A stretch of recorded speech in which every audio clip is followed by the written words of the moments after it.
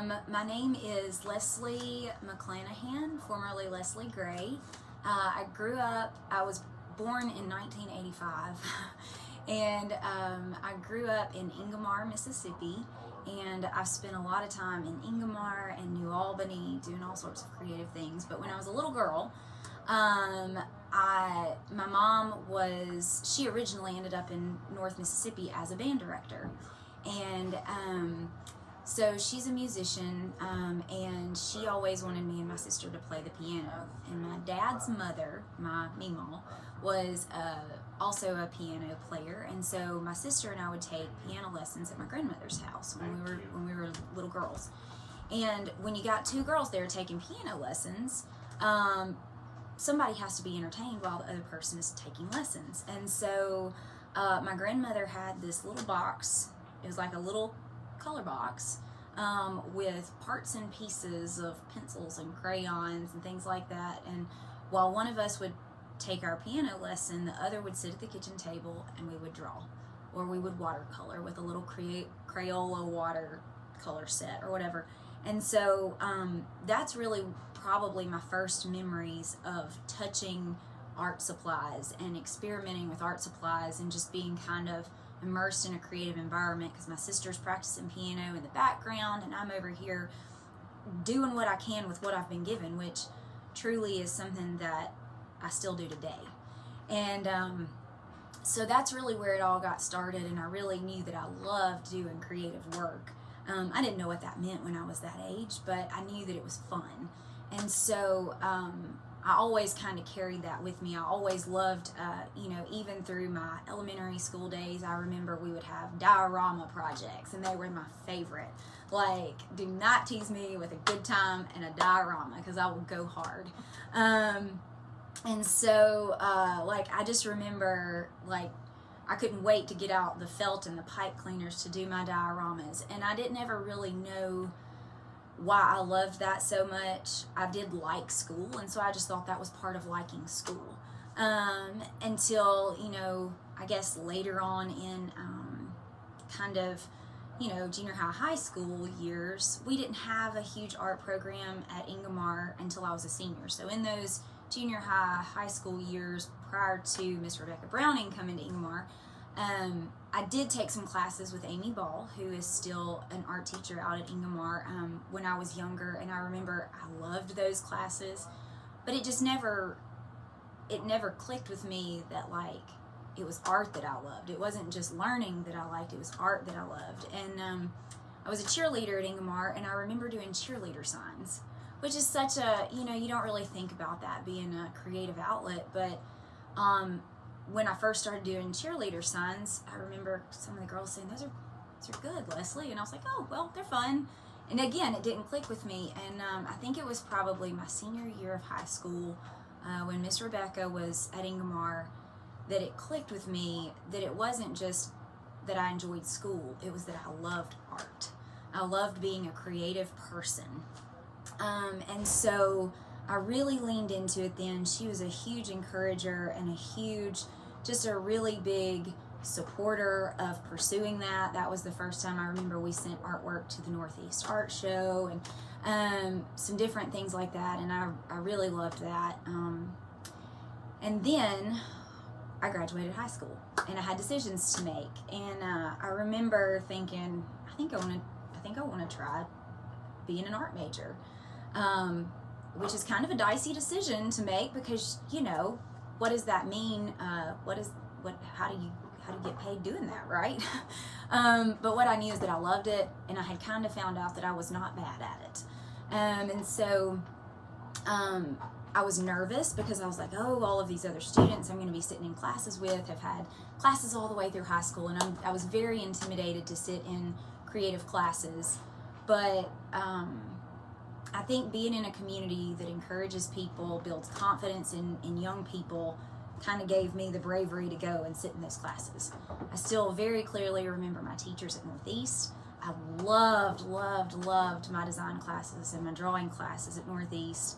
I would stay up. I didn't sleep when I was at Northeast, because I would stay up working on my art projects. And I didn't mind it. I still had the energy then to stay up all night, all the time.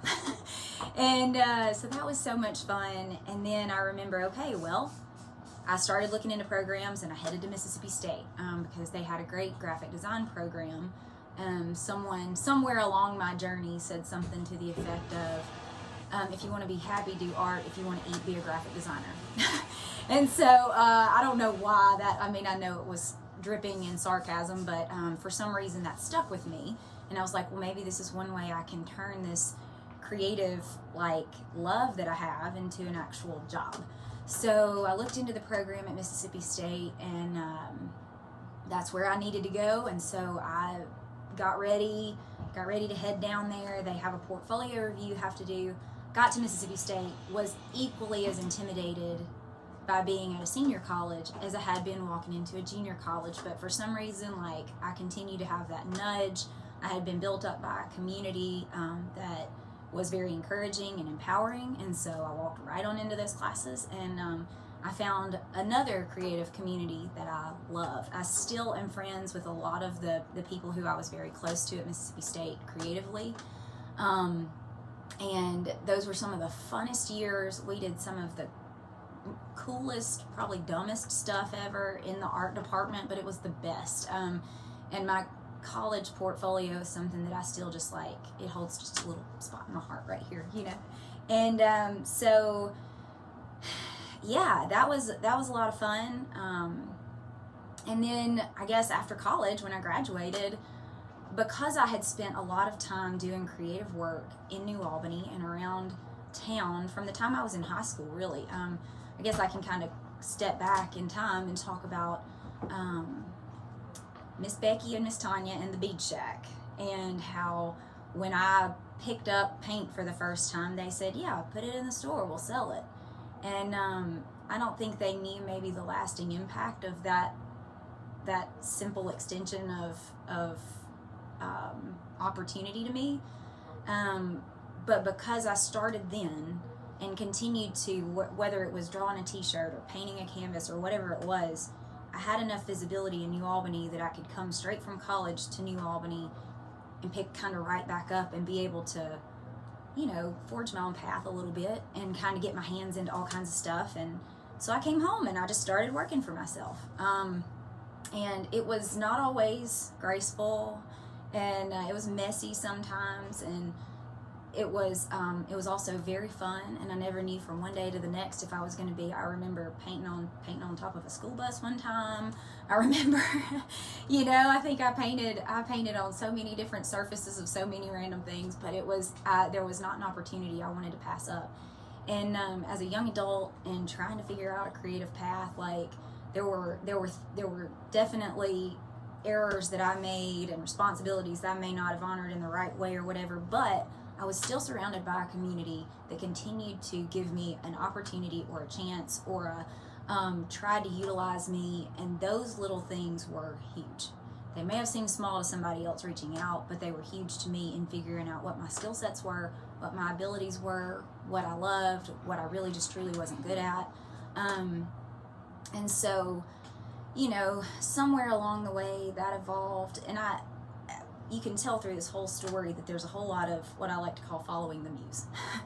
And, you know, I usually tried to keep my eyes open to whatever needed to be next. And I think the Arts Council here in New Albany reached out and said, hey, do you want to teach a class? Do you want to do something? And so somehow that one question and taking advantage of that opportunity turned into like 6 or 7 years of like on the road class teaching across North Mississippi. And I think I taught classes down in Louisiana and Alabama and Tennessee, and it was wild and it was fun, and I racked up miles on my car, and I, you know, loved every mile of it. Really, it was fun. I met a lot of people, some of whom are still really good friends of mine. Like, I still have dinner with some of my painting ladies that I met. Gosh, that was back in like, what, 2000, what would that have been, like 2000? I don't know. I don't either. I mean, at least 20 years ago. 10, 15 at least. I mean, it's been a minute, but It's been longer than that.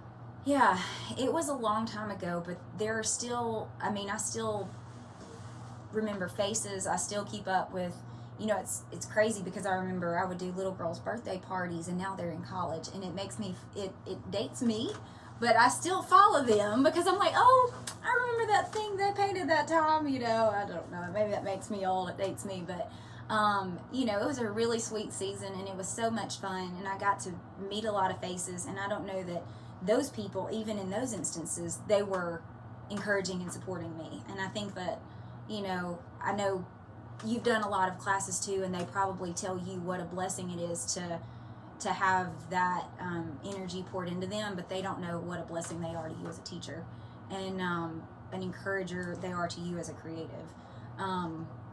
And that's what I remember from that season, is how encouraging they were to me to just keep following the muse and keep going after whatever the next step was to keep going. And so, you know, that was a season, and I kind of honored when it was time to move on to whatever the next season was. And that probably was around 2016, I think, 2015, maybe, about 10 years ago. And that was when I took a little sabbatical, did a little work in the fuel business just to kind of figure out what the next steps were.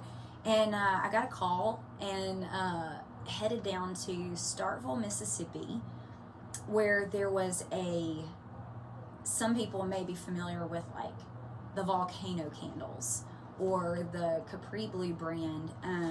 It's a pretty familiar brand if you enjoy home fragrance at all in the state of Mississippi, because that candle brand actually originated in Starkville. And one of my dear friends, she and I were in design school together. She had actively been a part of that brand and the growth of that brand, pretty much from a pretty early stage in that brand's development. And that brand kind of went to market at the same time that the brand Anthropologie, the store Anthropologie, was looking for handmade work and artisans, and they fell in love with this candle. And so the Capri Blue brand and the Volcano candle kind of rose at the same level as Anthropologie in certain ways. It was a really beautiful marriage. And so the growth of the Volcano fragrance and the Capri Blue brand paralleled some of the Anthropologie visibility. So as this company grew, it grew, there was need for additional creative work. They had a wholesale channel, they had direct-to-consumer channels, and my friend called and she was like, I need an art director. And I was like, I would love a chance to work with this company. So I headed down there somewhere around 2016, and at that time, the brand joined up with a brand out of Minneapolis. So the brand is called Times. They have a Fraser Fir candle, they have Bath and Body line. And I thought I was signing on to work with this great Volcano candle, and as it turned out, I had signed on to work with a couple of different brands, and it was a surprise, and it was also a really exciting surprise. It came along with a lot of adventures attached to it. Initially I thought, okay, I'm going to be doing a couple of low-level photo shoots, and we'll be doing a couple of catalogs, and the next thing I know, we're managing substantially larger productions. We're doing, photo shoots. A couple of years ago, we had a video set going, we had a second shooter set going, we had our main shoot going at a location we'd rented in Minnetonka with talent and hair and makeup, and it's kind of a circus, but, we started out at this little smaller space, and then through a whole lot of different pathways and winding and turning, we ended up in this other space where it's super fun. But, the crazy thing about it all is that a lot of the work that I did when I was here in New Albany prepared me for those crazy moments. One story that I like to tell, and it's a small example, but I think back to when I was at the kitchen table at my grandmother's house with the crayon box that had little parts and pieces, and I had to say, okay, well, this little color, it's small, but it'll still do the job, and I can make that work. And I had to take what I was given and make it work. And the same thing would happen, with the shop I had downtown. I had a certain budget and I had to make things work within it, And so, as Daddy has always told me, necessity is the mother of invention sometimes. And you start to figure things out. And so the problem solving with that little box of crayons really is truthfully no different than being in this situation in a corporate setting where they're like, here's your budget, this is what we need, make it happen, figure it out. And so you say, okay, well, we had this concept and we wanted our talent to hold this really beautiful candle sitting on a giant disco ball. Okay, well, turns out if you try to rent a giant disco ball, they're kind of expensive. And so I looked at one of my graphic designers and I said, all right, how are we going to do this? How are we going to problem solve this? How are we going to lower the cost of a giant disco ball from $2,500 down to about $300? And the next thing I know, we bought an exercise ball and paper mache, and we were staying in a hotel suite. And we put the do not disturb sign on the door so housekeeping didn't come in and see this gigantic mess that we had made, that we did clean up. We left it like we found it. And then we found sheets of cut, mirror sheets that you can actually cut with an X-Acto knife. And we cut little pieces of mirror, and we hand glued this gigantic exercise ball disco ball with just enough mirrors that it would accommodate the shot. You couldn't tell the difference. It was fantastic. It took time. We didn't sleep that night. And we do try to sometimes pair our ideas back to what makes sense in terms of capacity. But that was a really, I look back at that and I'm like, those skill sets are skill sets that were developed with that, like, how are we going to make this happen mentality from maybe it was high school, maybe it was at the kitchen table with a box of crayons. But the box of crayons just looks different now in the environment that I'm in. So, I think that, all along the way, some of the things about my creative journey that stick out to me are problem solving being a huge, taking what you're given and making something cool out of it. That has always followed me along wherever I've been, even serves me today in the role that I'm in. And I think another thing that seems to be a big theme across my creative journey is community.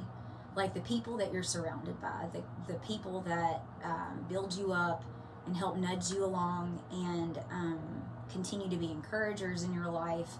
I love color and I love shapes and I love design and I love beautiful things, but there's this underlying current of would I have followed that if I hadn't had a community like New Albany pouring into me and saying, hey, keep going, do this thing, let me buy this $10 t-shirt, or whatever it is that they did to continue to support that. I might not have followed that dream. I might not have chased that muse if I hadn't been surrounded or existed in this kind of creative incubator that this town is.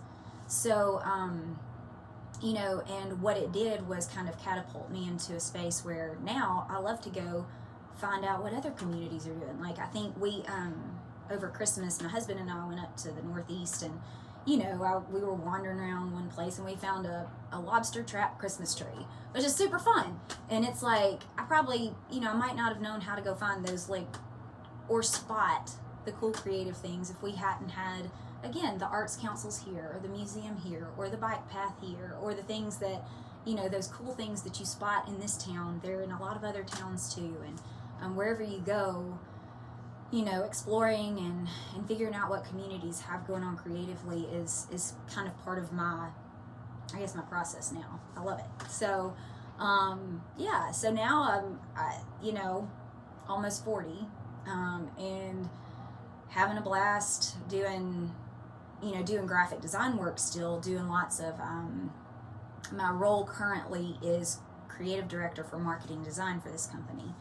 And I don't design the actual products, but when we design new products or new fragrances or whatever it is, the team hands it to my team, and we figure out how to get that out into the world successfully. So whether that involves a really cool photo shoot with a concept that supports the fragrance, or a concept that supports the finish of the vessel, or usage photography where we rent a location and we go into the home and we capture photography of somebody washing their hands with a new hand wash, or gosh, we actually developed a shaving cream one time. So that's really interesting to concept out. How are we going to get cool pictures of somebody shaving their legs? But we did it, and it was fun. And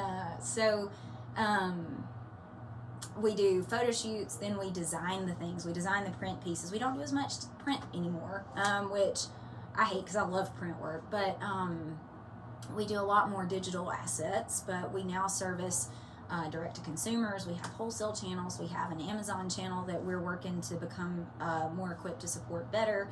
Obviously, social media channels, all that kind of fun stuff. So the role, started out as, I think I'm going to go in and do a few little things, and now it's a little bit bigger, and I have a team that's really fun, and they're very creative, and I love, learning from them.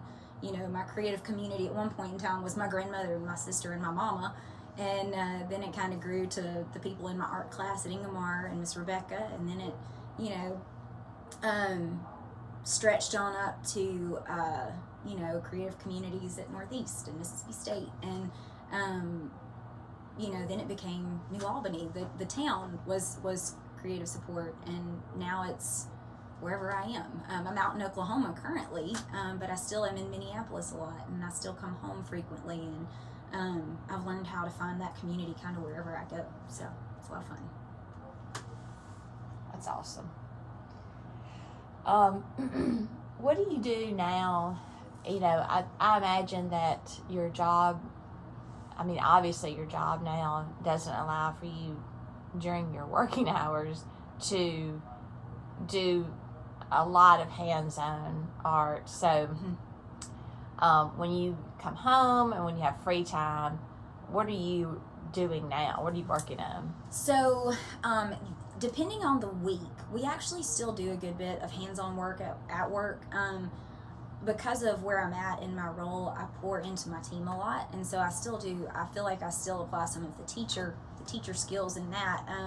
Like we did a photo shoot recently where we had to make sculptures out of fragrance notes for a new launch that we have coming up. And so I spent time on a photo shoot set with some of my designers saying, well, what if we think about the composition of these random weird fruits in this way, or if we do this thing? But on weeks when I'm not doing that, there was probably a season of time. I think rest is really important, and I didn't know that. I went super, super hard for the first several years of my career. And then I was like, I need to rest. Like, I need to kind of step back, and I need to just not touch anything for a minute and give myself time and space to rest creatively. And then I decided I was ready to give it a go again. And probably something that I do just as a casual thing. I don't have a big side hustle right now. Every now and then I'll let a commission creep in, or a family member will need a thing, or I'll pick something up I don't do a lot of that anymore. I know Ashley down at Itty Bitty Birdie and I have been friends for years, and she was like, hey, you want to do bunny buckets again this year? And I'm going to tell you something, those stinking Easter bunny buckets make me so happy.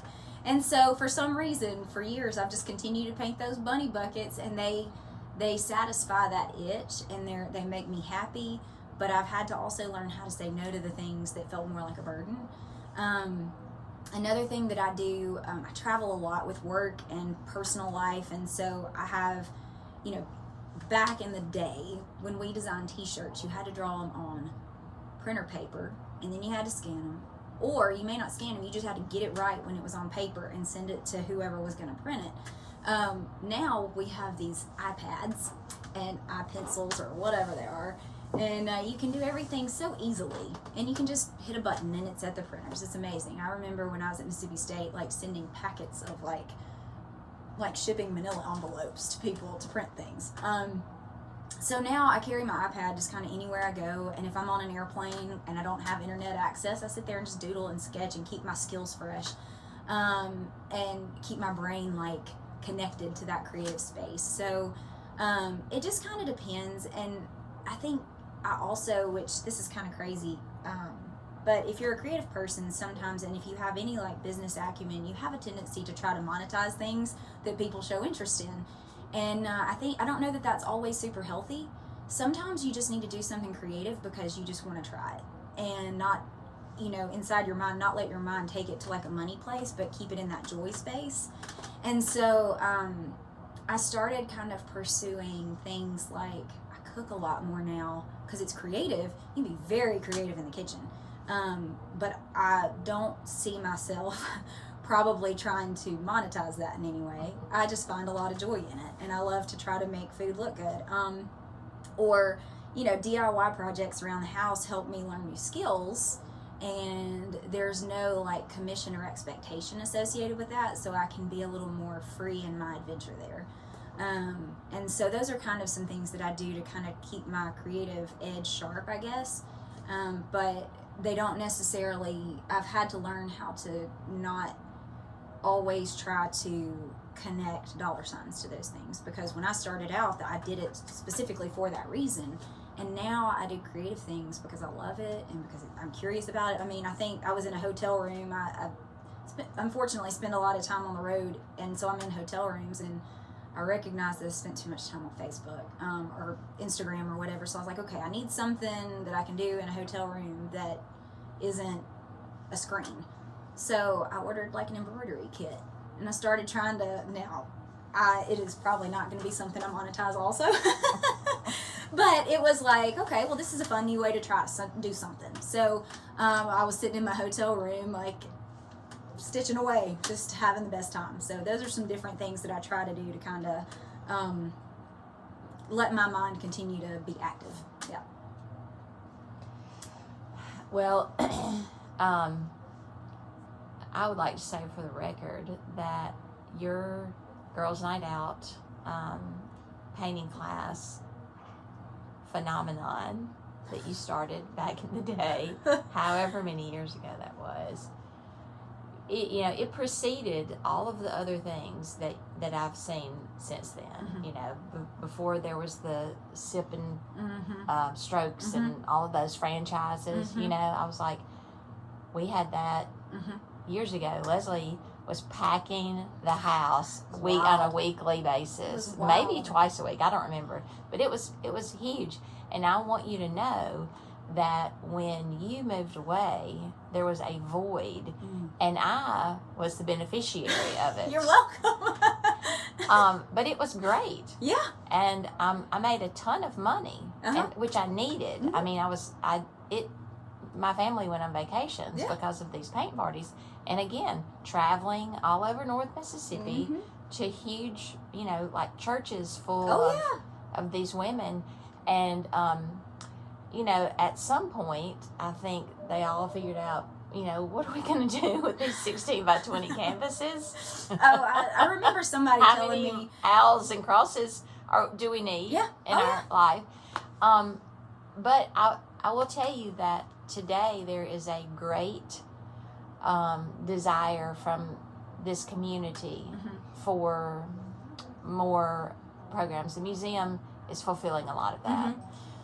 Well, I remember it might have even been Jill that said, one day, because she thinks in terms of history, obviously, and she was like, one day they're going to be cleaning out people's houses, and they're going to be like, why do all these ladies all have the same owl painting in their attic? And it's so true. And just like, and they're going to have like a dozen of the same paintings, and everybody's going to have them stacked up, and they're going to try to figure out what was this? What was this? But it was, it was fun. And there's something to it when you can have a 15-year-old and a 75-year-old in the same room, and they start out on the same playing field. And that was one of the things that I noticed in these environments, all of these churches, all of these places, was that I did notice, obviously, that people were hungry for something besides a screen. They were hungry to do something with their hands. They were curious about a creative environment, no matter what that was. And there will always be room for that. But I also noticed that curiosity was alive in young people and older people, and they all picked up the same paintbrushes and they gave it a try, and people became a lot less fearful of trying new stuff in that space. It was, I look back at it and I still am kind of like, it's a blur. Like, what happened? What happened there? But I also still I've seen women, and I'm sure you've seen this too, and a lot of the people who've attended your classes, I've seen ladies who maybe attempted something creative in that space go off and find their creative path to something that they now do. Maybe it's full time, maybe it's a side hustle, maybe it's just that they learned they love to be creative, so they want to fulfill that in designing their home, or go into some festivals and doing some little things. But it's funny what the ripple effect was of that season, and I'm really grateful that when I knew it was time for me to go kind of pursue something else, that there were people like you, and that there were a handful of other people. I know there have been a lot of different teachers at the art house and doing things like that were able to step in, and that you guys were already active doing some of that stuff, but that the ladies who I had been so fortunate to spend time with had somewhere to go, and had somewhere to continue that training or that curiosity, have that fulfilled.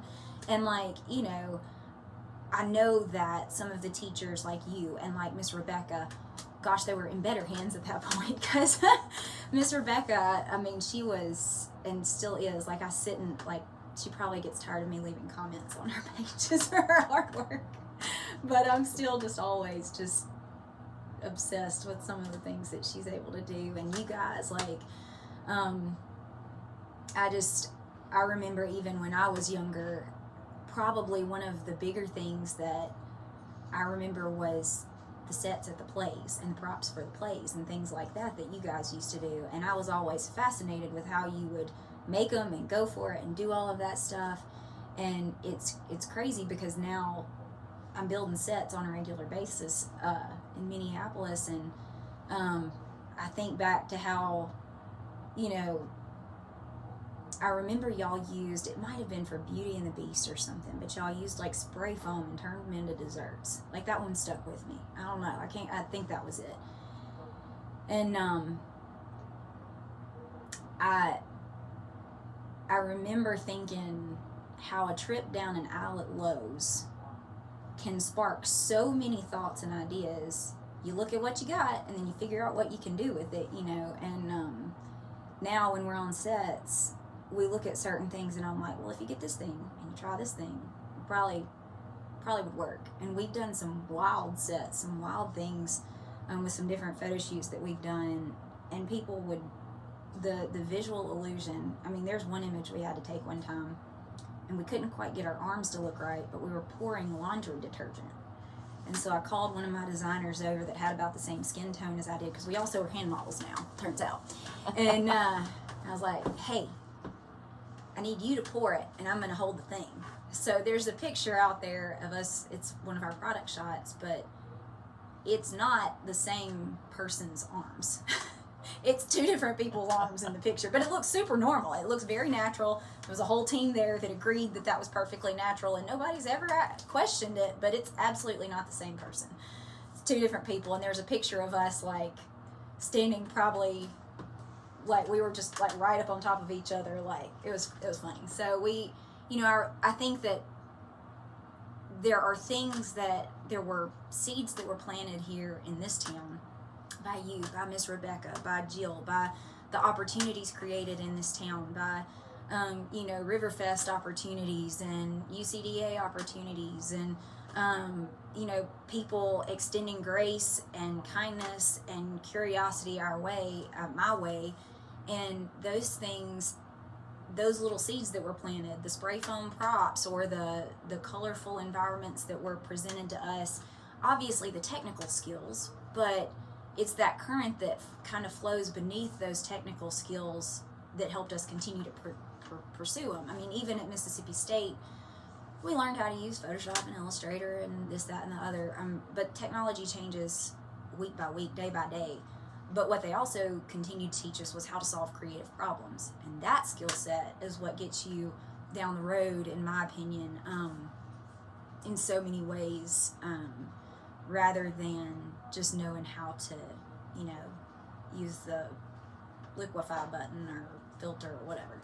So it's been, it's been crazy. It's been a wild ride, for sure. And it's not slowing down, it doesn't seem like, so. Well, that's awesome. You're doing awesome stuff, and it sounds like your job definitely fulfills that need to create and problem solve. Yeah, that's thrilling. It is, you know, and you have to, again, like, I think probably those seasons where I was like, okay, don't forget to rest. I think it's still really important, because if you don't get that rest, then you can't be your best. I didn't mean for that to rhyme. But, and that definitely sounded cheesy, but it's super true. And so, like, even in our, you know, sometimes if you're in a corporate environment, there can be a desire for you to do as much as you can, but sometimes you have to have some self-awareness and say, okay, for this to be the very best launch that we can do, for this to be the very best thing that we can do, let's slow it down, let's make sure we get it right creatively. And we've got, you know, great teams that work on the strategy behind certain things, but from a creative place, I also have to tell my team, hey, do you have enough time to do your best on this? And we have to, you know, even when we're on photo shoot sets, we have to assess what we're doing, we have to review it, and we have to take our time and say, okay, this isn't the best, let's get it right, let's keep going. And so we definitely have fun creatively, but the rest part of it is also really important. Yeah, and as long as you make sure you keep it that way too, in certain ways, like as long as you make sure like that you get that iPad out on the airplane and you're getting to still do something fun and you still reserve space for that fun stuff, you don't ever really start I mean, I think there were probably parts of my career that I started to have a little bit of maybe resentment for, because I did so much of it, or I didn't know how to say no to certain things, and I've kind of had to combat that in different ways, because I never want to be bitter towards something that I love. And so I've had to take that step back and say, okay, what was the real problem there? Is that you didn't love that? Was it that you didn't love the creative work, or is it that you didn't know how to, you know, you were so blessed with so many opportunities, but you were overwhelmed and you needed to learn how to handle that? So that's certainly been a part of just the professional journey for me, is knowing how to say I can do this or I can't. And even along with that, there have been people who have extended so much grace when I didn't know how to say no, or I didn't know how to say I just can't do it.